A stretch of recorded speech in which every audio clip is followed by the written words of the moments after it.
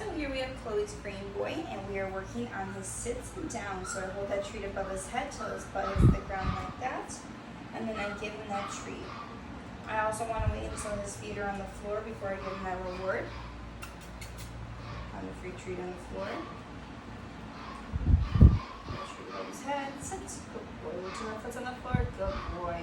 So I gave him the treat before that second foot came up. It's all about timing. And the more we practice this, the more he'll understand what I'm looking for.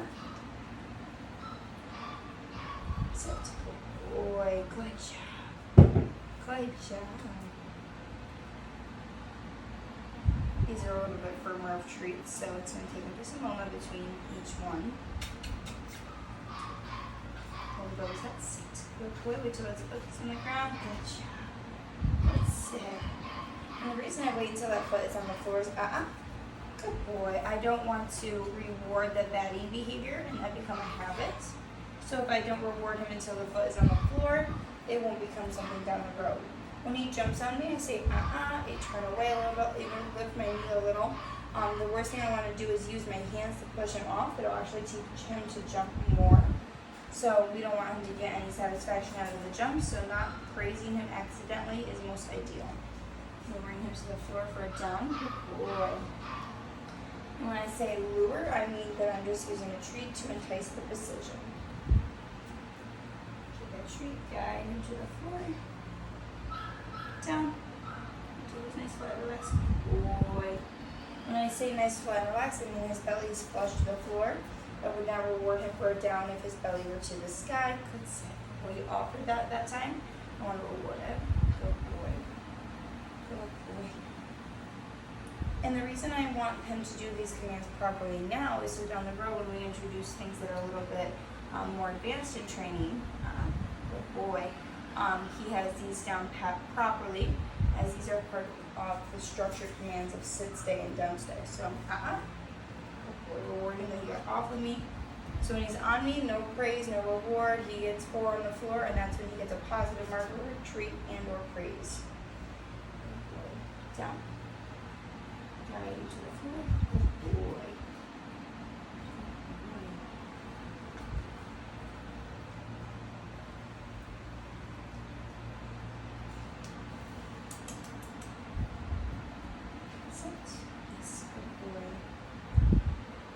Treat until that foot was on the floor. Good. Now we're going to do some counter weights. Toss the treat in. Guide him in there. Good boy. Once he finds the treat, I want to wait till his focus is on me and not chewing.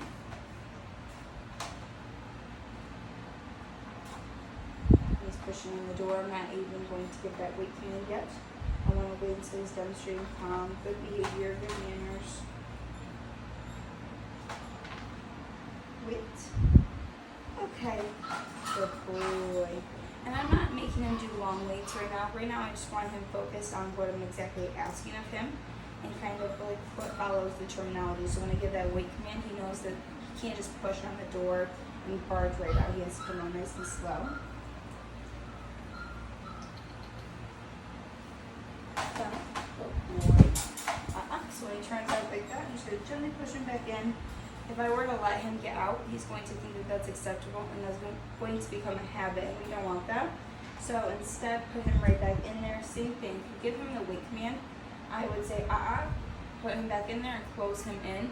Hopefully he wouldn't get all the way out. If he does, you want to pick him up and put him right back in there. So I'm going to give him that wait command. Wait. So as you saw, he leaned prematurely trying to push out. Wait.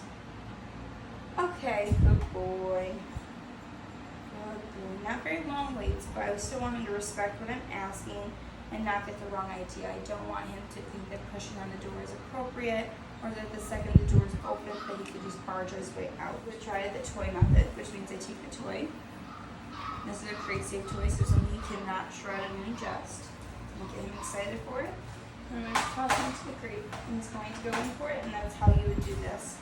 So this is the toy method. So you can use it when he's maybe not the most food motivated. So he did just have breakfast, so maybe he's just not the most hungry and wanting to have him go in there.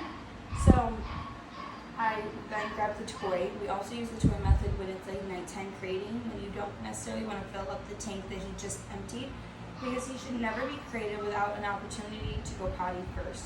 Otherwise, you're going to set him up for failure in the crate. He's doing really well at not having accidents, and we want to keep that momentum going. So he is always crated on an empty tank, so he goes outside. Ideally, he goes potty, both 1 and 2, and he would go in here for the night. So having a toy in there always is very important. You want something crate safe, so something very similar to what I have. It's something you can chew on but not shred. You don't want anything he could potentially shred and ingest. So no rope toys, tennis balls, nothing with plush in it. Snuggle puppies are the only plush toys that I would say are okay in the crate. They are built to be nighttime crating toys. So he's gently pushing on the door, but he's not barging out. So I'm going to give him that wait command, and we'll do it one more time. Wait. Okay. It's also important to mention and note that our puppies are always crated with something to lay on. So soaker pads or blankets and things like that are good to have in there for him to sleep on. And once he's fully settled in, you can then do like a crate liner and a full-on bed.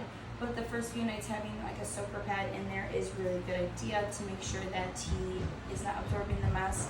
The soaker pad instead is. But accidents could happen the first few nights because there's a transition period and it's a new environment and he's got to get used to that. So just keeping that all in mind. And on a sit, his strongest command. And then on his strongest command and with lots of praise is going to be where he looks forward to training next time.